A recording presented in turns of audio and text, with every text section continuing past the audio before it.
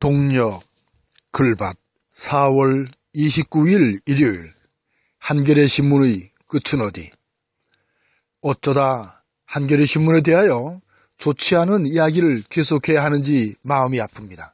늘어놓은 그 좋지 않은 이야기를 정리해보면 다음과 같습니다. 1년 전쯤인 2017년 5월 15일 한겨레 신문 탄생의 부처라는 제목의 글밭입니다. 백성이 주인인 한겨레 신문의 올곧은 뜻이 나라를 지키는 신경의 역할을 제대로 하기를 빌었죠. 이틀 후인 5월 17일 한겨레 신문 발행인은 물러나야라는 제목으로 한겨레를 질타했습니다. 안수찬 기자의 덤벼라 문바드라가 일으킨 문제로 시작한 것이지만 이처럼 한겨레를 잘못 이끌고 있는 발행인도 즉각 물러나는 것이 마땅하다고 했죠.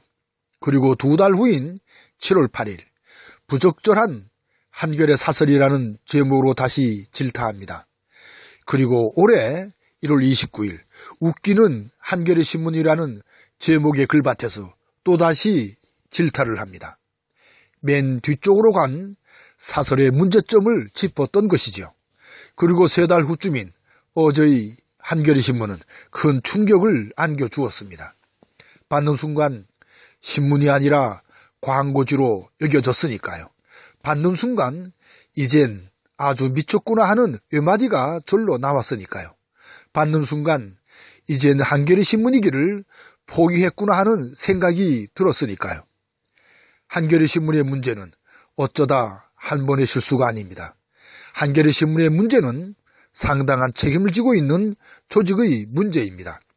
한겨레 신문의 문제는 그 흐름에 분명히 문제가 있음을 드러낸 문제입니다. 어제의 한겨레 신문은 맨 처음과 맨 끝을 통으로 하여 김정은과 문재인이 손을 잡고 휴전선을 넘는 순간의 사진을 싣고 맨 위 왼쪽에 한겨레를, 맨 아래 가운데에 더 이상 전쟁은 없다 판문점 선언을 실었습니다. 파격을 시도한 것일 테지만 이것은 파격을 모르는 무지에서 온 한겨레 신문의 수준입니다. 파격은 전체를 흐트리지 않는, 전체를 살리는 파격이 정녕 가치 있는 파격일 것이기 때문입니다. 물론 이런 한겨레 신문의 파격을 대단하다고 여기는 님들도 계실지도 모릅니다.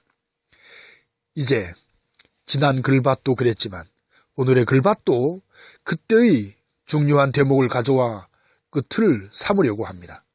2017년 7월 8일 일군 부적절한 한겨레 사설이라는 글밭에서 캐온 것입니다. 사실 그 오목한 시절에 태어난 한겨레 신문은 장관 정신을 놓치지 말아야 합니다. 하지만 지금은 많이 더 느슨해졌다는 느낌이 끝없이 들어 아쉬움만 쌓이는 오늘입니다. 여백을 살린다고는 하지만 어정쩡한 편집에서부터 한글 사랑에 대한 의지도 이미 많이 퇴색한 듯이 느껴지니까요. 한겨레 신문의 한겨레 사람 키우기 과정이 빠진 것은 아닌가 하는 의심이 들 정도니까요.